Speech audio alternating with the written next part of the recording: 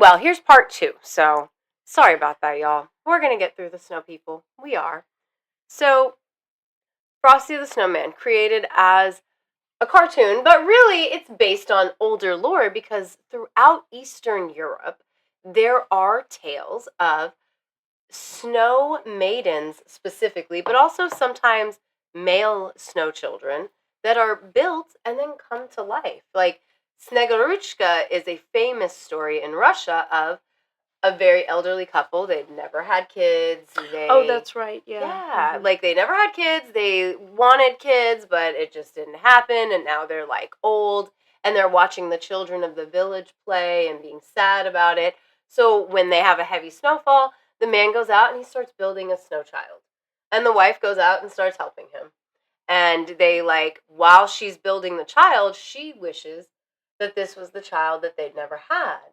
And as they create this snow girl, she comes to life and becomes a living child made of snow. To the point that she's playing with the kids, just like in Frosty the Snowman, right? And then when winter's starting to come to an end, the parents, they get very protective over her because they don't want her to melt. So they try to keep her out of the heat outside, and they try to keep their home cold for her to keep her nice and preserved, essentially. But one of the little girls that is her friend that she played with all winter long wants to celebrate the summer solstice with her. And one way that we celebrate the summer solstice is by jumping the fire. So the little girls go jump the fire together, and when the friend turns around, Sneguruchka is gone. That's fucking sad. Yeah, because she just evaporated in the, and it's very similar to the Russian version that I read of the gingerbread man. Yeah. You know what I'm talking about? I do not, but you had told me briefly about it. And check out next episode where Maddie will tell us all about it on Christmas Day. Or maybe you're going to listen the day after. Nice. I mean, but it is, so, okay, so there's two things that they say about, these snow people coming to life, right? Mm-hmm. Well, actually, I guess there's mostly one thing they say, and it's about the,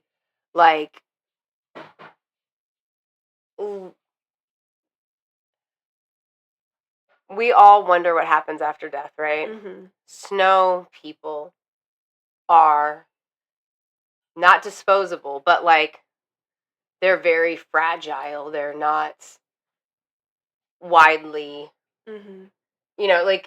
it's got to be cold or your snow people are going to melt, right? Yes. So they're very intangible in a way.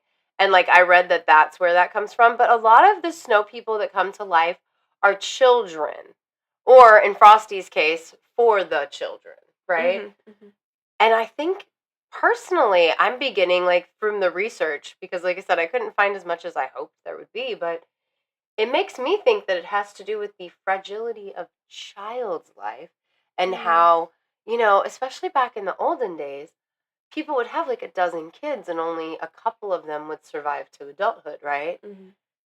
And isn't, a snow child who you're constantly rebuilding your child, you know what I mean? Yeah, build me again. Yeah, not to be depressing about it, but that's what it made me think of is there's a lot of our snow lore anyway has to do with the fact that it's a time of year that the frail have a hard time with, Right, it's like the Japanese one that we had talked about, or that I had done research on and we had talked about. What's it called? Yuki Onna? She's basically a snow spirit in Japan, and she goes after lost travelers. And she can, take their breath from them, literally take their essence from them, which is ultimately just a snowstorm or a blizzard. Personified.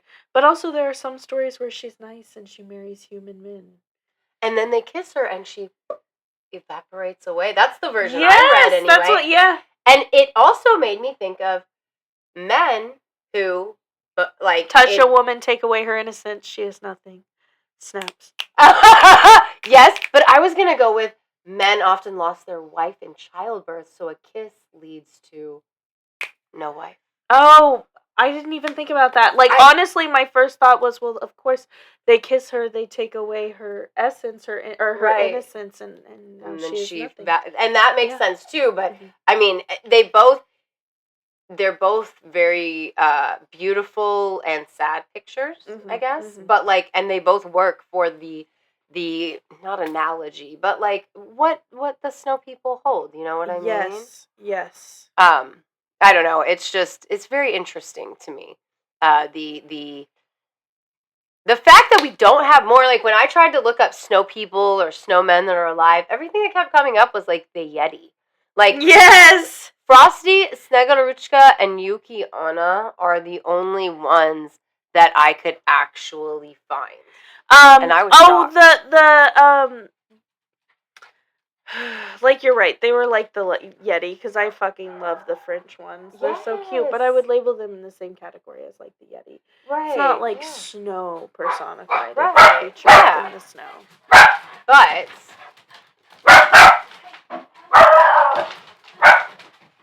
I don't understand what they're barking. Oh, my dad must be here.